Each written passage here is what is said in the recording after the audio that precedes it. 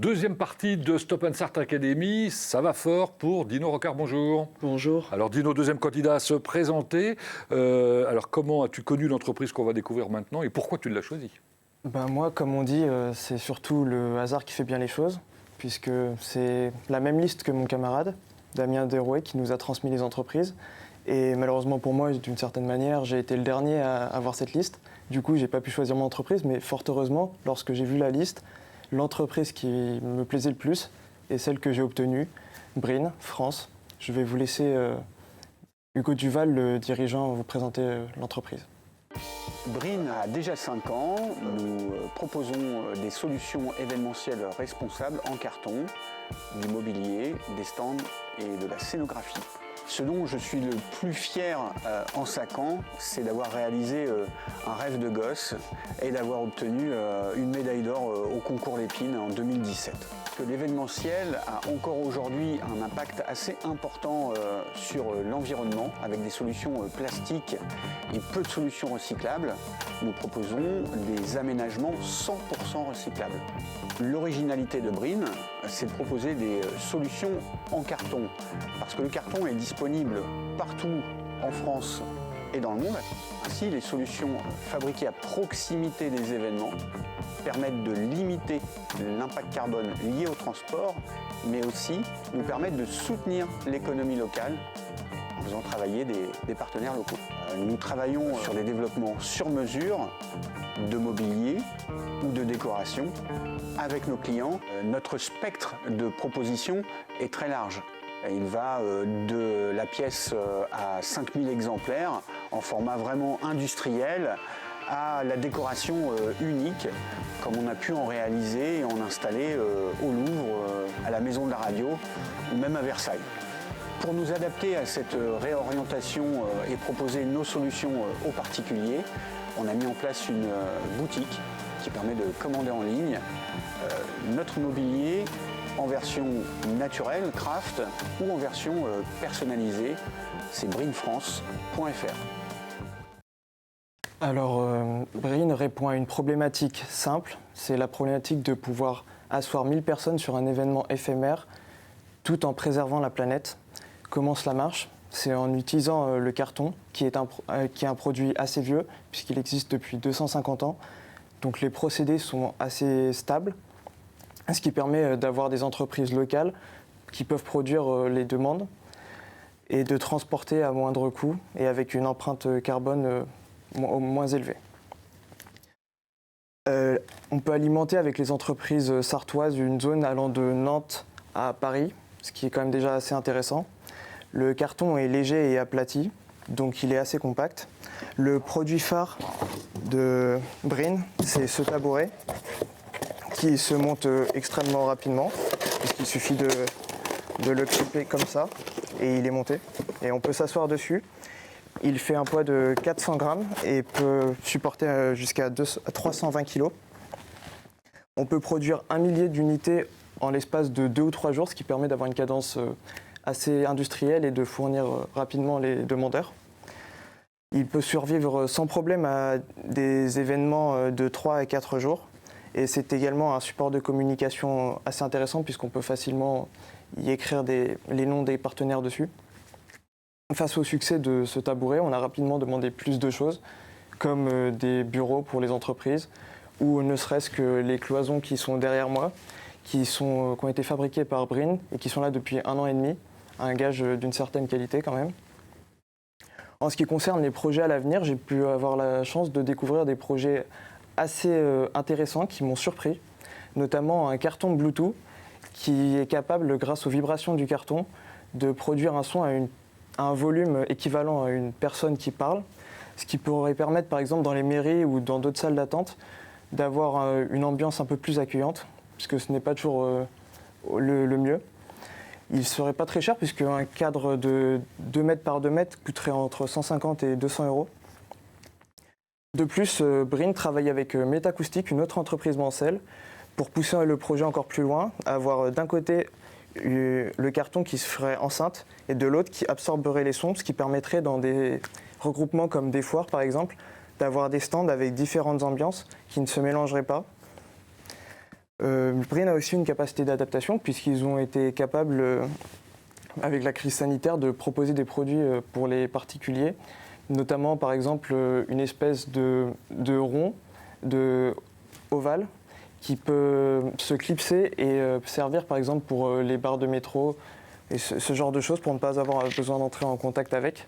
Et on va arrêter là la présentation, le temps imparti est passé, et laisser la parole à Olivier Biancourt dans la salle du jury qui a certainement des questions à te poser.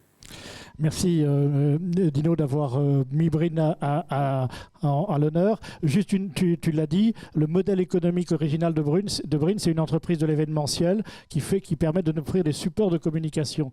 Elle a été dès lors une des premières impactées par la crise du Covid il y a un an maintenant, presque c'est une date anniversaire. Tu viens d'évoquer en fin de ton propos les innovations que ça, vers le marché des particuliers, vers le marché des poignées dans le tram pour se protéger. Et je voulais juste avoir ton avis sur les chances, menaces, opportunités, les chances de ces nouveaux marchés sur lesquels le Brin va maintenant se lancer pour justement essayer de contrer la faiblesse du marché de l'événementiel en ce moment. On sait que les événements n'ont pas redémarré et donc les tabourets ont moins de succès aujourd'hui qu'hier parce qu'il y a moins de spectacles. Brin est quand même une entreprise qui est capable de s'adapter justement avec les produits que vous venez de citer. Et je pense que c'est aussi pour eux un moyen de justement d'en profiter pour se diversifier et fournir auprès des particuliers. Merci Dino, bravo. On verra à la fin si effectivement tu as été choisi. Et c'est le suivant que nous allons découvrir maintenant, le Risto culinaire.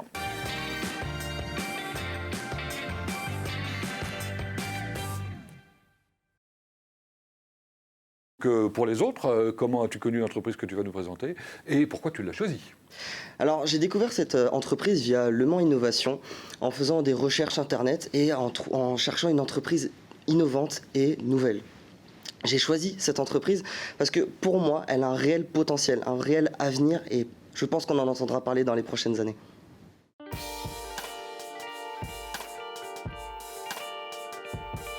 On a lancé Wello en 2015. On a voulu prendre le meilleur des deux mondes entre le vélo et la voiture. Le côté vélo pour son agilité, ses aspects économiques, écologiques et sa facilité de stationnement.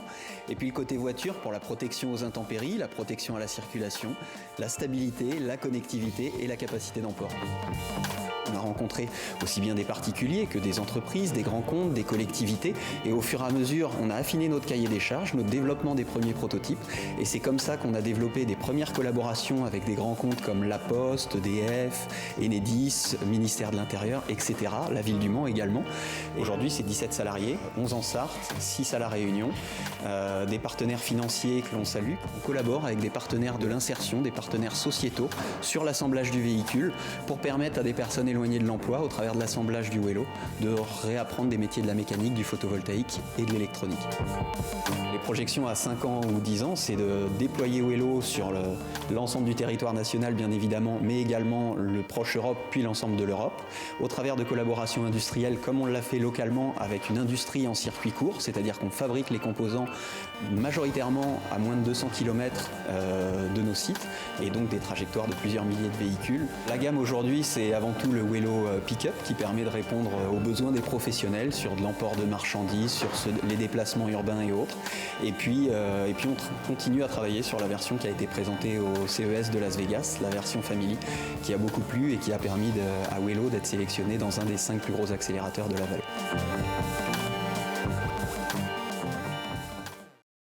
Alors Wello, c'est la réalisation d'un rêve, celui d'Arnaud Chéreau, qui est de créer un véhicule urbain, écologique, compact, solaire et connecté. Alors oui, ça fait beaucoup de promesses, mais vous allez voir qu'elles sont bien plus que tenues.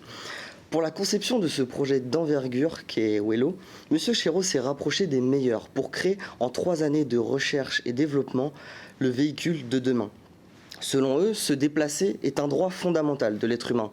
Et ils ont bien raison. Aujourd'hui, ne pas pouvoir se déplacer, ne pas avoir de moyens de transport, qu'ils soient en commun ou personnels, ne permet pas, dans certains cas, d'avoir accès aux minimums vitaux, surtout pour nous Sartois. Il faut tout de même savoir que 3/4 des Français utilisent une voiture pour aller au travail.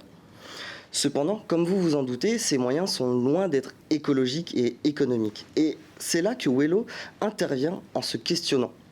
Comment se déplacer tout en préservant notre environnement, en protégeant la nature qui nous entoure et en contribuant à la Smart City verte de demain? Et leur réponse, eh bien, elle va vous plaire. En alliant le monde du vélo avec son côté écologique, économique, ainsi que sa facilité de stationnement, avec le monde automobile et son confort, sa sécurité, sa capacité d'emport et sa connectivité. La question maintenant est, pouvons-nous nous procurer un Wello? Eh bien, il faut savoir que nous, particuliers, ne sommes pas la cible prioritaire de cette entreprise. Pourquoi? Eh bien, car la demande provient également des entreprises et des collectivités. Et Wello sait s'adapter. En effet, il propose le format Wello Pick-up qui est idéal pour le transport des salariés, les opérations de maintenance, le transport des marchandises ou les opérations du dernier kilomètre. Mais nous ne sommes pas pour autant des oubliés. En effet, le format Wello Family sera là pour répondre aux attentes des particuliers.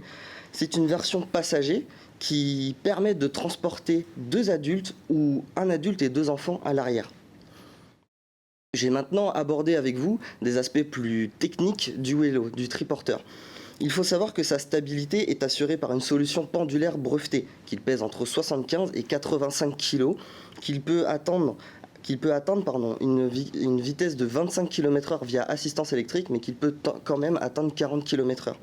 Son autonomie, elle, est fixée entre 60 et 100 km. Pourquoi? Eh bien, selon l'énergie renouvelée via le panneau solaire. Et on va s'arrêter là pour la présentation parce que le temps imparti est passé. Et c'est Céline Bourdin qui, normalement, dans la salle de jury, doit te poser maintenant une question. Merci Loris pour ta présentation qui était très claire. En tant qu'ambassadrice de la French Fab, j'ai plus une question personnelle finalement. Loris, est-ce que c'est important pour toi de produire en France, d'acheter français, et est-ce que demain ton choix ira vers une entreprise française? Alors on le sait tous, le français a un prix, mais je pense sincèrement que c'est une réelle opportunité et que acheter français, c'est contribuer à notre secteur et qu'il faut encourager ça. Merci Loris, félicitations, merci d'avoir participé. C'est la fin de cette deuxième partie. On se retrouve après une petite page de pub pour découvrir les candidats suivants de la Stop & Start Academy.